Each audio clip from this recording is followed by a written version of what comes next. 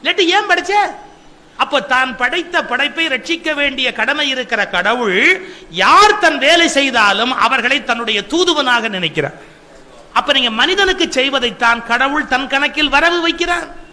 நம்ம ஊர் கிறுக்கு பையன் 100 பேருக்கு புரியலீங்களே, இது சாமி வாயிலே ஊட்டுவேன், வெங்கடாஜலபதிக்கு 300 கோடி ரூபாய் சத்து வைத்து வைப்பேங்கிறானே, அவர் எங்க திங்க? அவர் என்ன பிச்சைக்காரனா உங்காசை வாங்கி திங்கிறதுக்கு? அந்த சராசரத்துக்கு படி அளக்கிற கடவுளுக்கு நீ 300 கோடி ரூபாய் சொத்து எழுதி வச்சா அதை வாங்கி திங்க போறாரு? மனிதனுக்கு செய்வதுதான் உண்மையிலேயே கடவுளுக்கு செய்வது. இந்த அடிப்படை அறிவை கூட இந்தியாவிலே இன்னும் ஏற்படுத்த முடியலையே. கோயில்ல காசு இருக்கு, ஏழைக்கு எப்படி சார் பட்டினி இருக்கலாம்? சாமிக்கு பால் அபிஷேகம் ஆகுது, கடவுள் பால்ல குளிச்சுக்கிட்டு இருக்கிறாரு, இந்த நாட்டில் ஏழை பால் குடிக்கலன்னா தப்பு இல்லையா? யோசிக்க வேண்டாமா? எங்க தப்பு நடந்து யோசிக்க வேண்டாமா? இந்த நாட்டு மத தலைவர்கள் மக்களை அறிவாளியாக்கிவிட்டால் தங்கள் பதவிக்கு ஆபத்து என்பதால் முட்டாள்களாகவே வைத்திருக்கிறார்.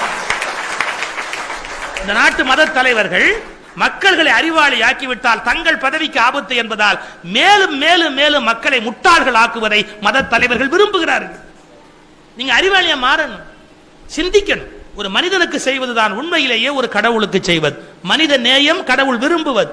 அதான் உண்மையான அர்ச்சனை, உண்மையான வாழ்வியல் முறை.